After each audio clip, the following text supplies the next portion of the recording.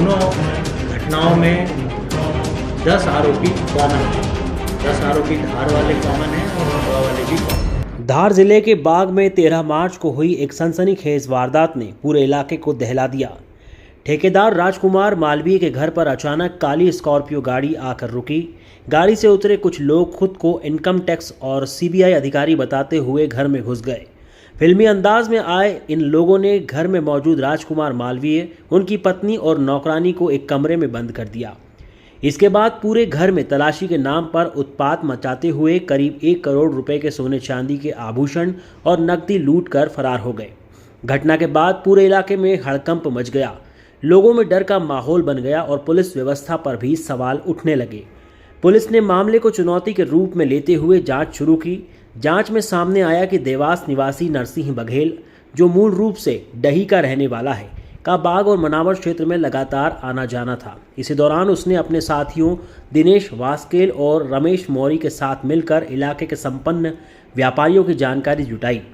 इसके बाद दिनेश ने अपने साथियों आबिद पेंटर और अयूब शाह के साथ मिलकर एक खतरनाक योजना बनाई। नकली इनकम टैक्स और पुलिस टीम बनाकर रेड डालने की। उन्हें भरोसा था कि सरकारी एजेंसी का नाम सुनकर कोई विरोध नहीं करेगा और डर के कारण पुलिस में शिकायत भी नहीं करेगा। योजना के मुताबिक आरोपियों ने पहले राजकुमार मालवीय के घर में सोना और नकदी होने की पक्की जानकारी जुटाई और फिर नकली अधिकारियों की टीम बनाकर वारदात को अंजाम दे दिया। घटना के बाद पुलिस ने खंडवा और शाजापुर पुलिस के साथ मिलकर संयुक्त कार्रवाई शुरू की। नाकेबंदी के दौरान आरोपी अपनी स्कॉर्पियो जंगल में छोड़कर फरार हो गए, लेकिन वाहन के दस्तावेजों के आधार पर पुलिस आरोपियों तक पहुंच गई।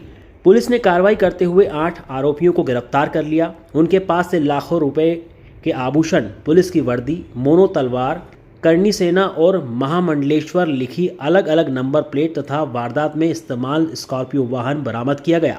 जांच में यह भी सामने आया कि इन आरोपियों ने उसी दिन भामाखेड़ी में भी लूट की एक और वारदात को अंजाम दिया था, जहां से 12 बोर की बंदूक और 1,60,000 रुपए नकद लूट गए थे। 10 घंटे के अंदर हमें एक पूरा पिक्चर क्लियर हो गया था कि ये घटना घटित करने वाले, दोनों जगह घटना घटित करने वाले आरोपी जो हैं सेम हैं, मॉडस ऑपरेंडी उनका भी सेम है और उसी तरह से दोनों जगह की घटना करके वो फरार हो गए हैं। फर्दर और जब हम और डिटेल में गए तो कुछ मोबाइल नंबर हमने ट्रेस किया। उस मोबाइल नंबर के माध्यम से फिर आरोपी को ट्रेस किया और अलग अलग जगह से हमने कुछ आरोपियों को पकड़ा और उससे पूछताछ भी की। जो इनका मॉडस ऑपरेंडी है, पूछताछ करने के पश्चात जो हमें पता चला कि ये किस प्रकार से अपराध घटित करते हैं, तो इनका एक तरीका ये है कि लोकल के लोगों को इन्वॉल्व करते हैं। पहले वैसे जगह को चूज़ करते हैं जहाँ पे माल मसरूक़ का ज़्यादा मिलने की संभावना है। वैसे ही खंडवा में भी एक जगह चूज़ किया था, हालांकि उनको उनकी सफलता उतनी नहीं मिल पाई जो वो सोचे थे, बट ये धार में उनको काफ़ी बड़ी सफलता मिली थी। इसमें लोकल लोग इन्वॉल्व हैं रेकी करने में। फिर इसमें से कुछ लोग जो हैं जो किंग पिन हैं और जो मास्टरमाइंड हैं, 3-4 लोग हैं जो इसको प्लान करते हैं, वो लोग इसमें शामिल होकर फिर 1-1.5 महीने तक लगभग ये प्लान करते हैं। उसके बाद ये क्राइम को अंजाम देते हैं। ये बैक टू बैक ये 2 घटना घटी थी और इसमें एक जो मुख्य आरोपी सरगना जो था सजाद, वो हमें मिला और उससे जब पूछताछ की गई तो बहुत सारी पिक्चर हमें क्लियर हो गई और उसमें ये भी स्वीकार किया गया कि खंडवा की जो घटना घटित हुई है उसमें भी इनके लोग ही शामिल हैं और जो बंदूक है उन्होंने बरामद की है। अभी तक वो बंदूक हमें मिला नहीं है, उसकी हम एक बार यहाँ से इनको पकड़ने के बाद उसकी बरामदगी हम करेंगे। 48 घंटे के अंदर जो सफलता हमारी धार की पुलिस टीम ने प्राप्त की है, ये बहुत ही काबिल तारीफ़ है और यहाँ के पुलिस का कमिटमेंट और डेडिकेशन और जो उन्होंने काम किया है वो उसके लिए मैं काफ़ी प्रशंसा करता हूँ। जो सामान गया था अभी तक उसमें लगभग 600 ग्राम के आसपास हमने सोने की बरामदगी कर ली है और कुछ कैश भी हमें मिले हैं। मैं एक मॉडस ऑपरेंडी के रूप में ये बताना चाहता हूँ, इनसे जो पूछताछ हुई थी, इनका तरीका क्या है कि रेकी करने के बाद फिर उनके जो धार में जो उन्होंने किया है वो इनकम टैक्स ऑफिसर बन के उनके घर में रेड करने के मकसद से गए थे और लोगों को ये डराया कि तुम गलत तरीके से पैसे कमाए हो, बहुत सारे तुम्हारे पास कैश हैं, सोने हैं, चांदी है, वो हम सर्वे करेंगे, हम सर्च करेंगे और ये डरा के उनको अलग से कमरे में रख दिया और डराया धमकाया और फिर उसके बाद आधे घंटे के अंदर ये सारी वारदात करके वहाँ से चले गए। जो लोग पकड़े गए हैं उसमें से धार जिले में जो आरोपी हैं उसमें 14 आरोपी हैं टोटल। 14 आरोपी में से 8 आरोपी को अभी तक हम पकड़ पाए हैं और 6 अभी फरार हैं। खंडवा जिले में जो आरोपी हैं टोटल आरोपी 16 हैं, उसमें से जो 3 आरोपी जो अभी पकड़े गए हैं वो कॉमन है। दोनों ही ज़िले में जो टोटल आरोपी हैं उसमें से अगर देखा जाए तो 10 आरोपी ऐसे हैं जो दोनों ही ज़िले के अपराध में शामिल हैं। 4 आरोपी धार में अलग से हैं और 6 आरोपी खंडवा में अलग से हैं। सीसीटीवी फुटेज क्राइम ब्रांच और साइबर क्राइम के लोगों ने इसमें काफ़ी मेहनत किया है और मेहनत करके इन सब चीज़ों को निकाला है। अभी हमारे पास जितने आरोपी हैं उनसे पूछताछ और चल रही है। जो फरार हैं उनके खिलाफ़ एसपी साहब ने अपने ज़िले स्तर पे इनाम घोषित किया है। जिन लोगों ने अच्छा काम किया है उनको उत्कृष्ट कार्य के लिए हम पुलिस मुख्यालय स्तर पर डीजी महोदय के स्तर पे हम उनके इनाम की प्रस्तावित करेंगे, उनको वहाँ से इनाम दिलवाएंगे।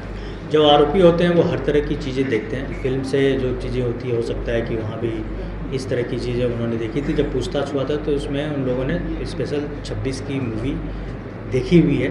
कहीं ना कहीं से वो हो सकता है कि इन सब चीज़ों से प्रभावित हुए हों और इसी तरह का उन्होंने ऑलमोस्ट वैसे ही उन्होंने यहाँ वारदात उसी तरह से करने का प्रयास किया। सभी आरोपी हैं और उसमें हमने क्रिमिनल रिकॉर्ड्स जो हमने मंगाए हैं उसमें से कई सारे के क्रिमिनल रिकॉर्ड्स हैं, कुछ के क्रिमिनल रिकॉर्ड नहीं भी हैं। जो नए लोग होंगे हो सकता है उसके क्रिमिनल रिकॉर्ड नहीं है। लोकल के लोगों का भी इन्वॉल्वमेंट है, बाहर के लोगों का भी इन्वॉल्वमेंट है। हम लोग बहुत पूरी तरह से इसको देख रहे हैं। और यहाँ से जब फरार हुए थे स्कॉर्पियो छोड़ के तो दूसरी गाड़ी से फरार हुए थे। अलग अलग जगह के रहने वाले हैं। एक चीज़ और मैं बताना चाहूँगा इसमें कि मुख्य आरोपी जो हैं इसमें 3-4 लोग जो हैं, संजय हैं, रंजीत है, शाहजाद है, नासिर है, ये सभी लोग जो हैं वो बेरछा शाहजहाँपुर के रहने वाले हैं। संजय ग्वालियर का रहने वाला है। वो पहले भी दूसरे लूट की घटना घटित किया हुआ है अहमदाबाद में, गुजरात में, वहाँ बंद भी हुआ था।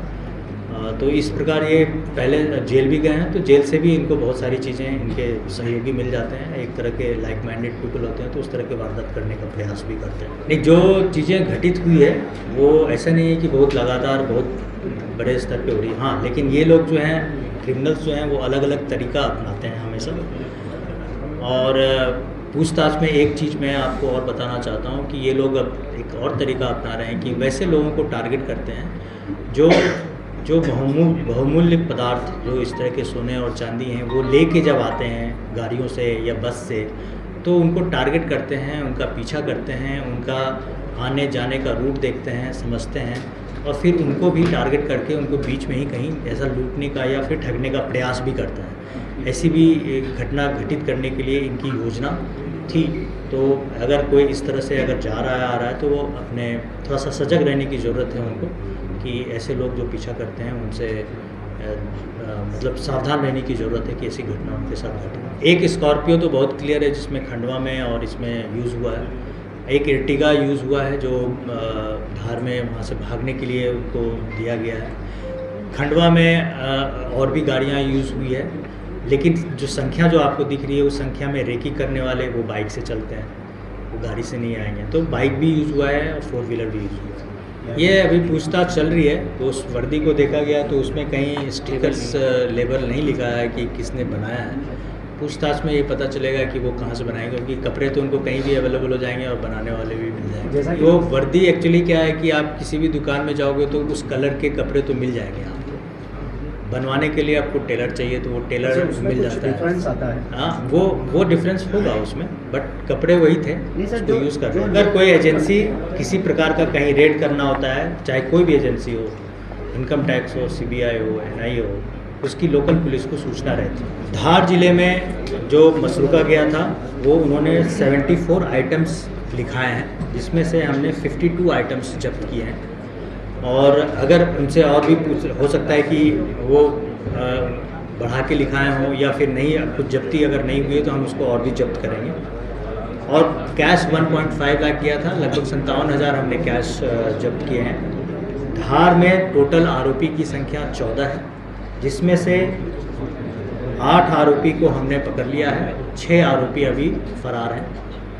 खंडवा में टोटल आरोपी की संख्या 16 है, जिसमें से जो पकड़े गए आरोपी धार में हैं उसमें से 3 कॉमन हैं, बाकी और उसके 13 आरोपी जो हैं वो अलग हैं।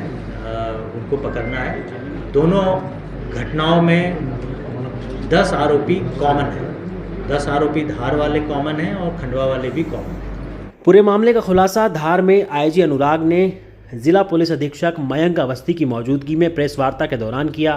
फिलहाल इस मामले में 3 आरोपी अभी भी फरार हैं, जिनकी तलाश में पुलिस की टीमें लगातार दबिश दे रही हैं। ब्यूरो रिपोर्ट, स्वराज उजाला, धार।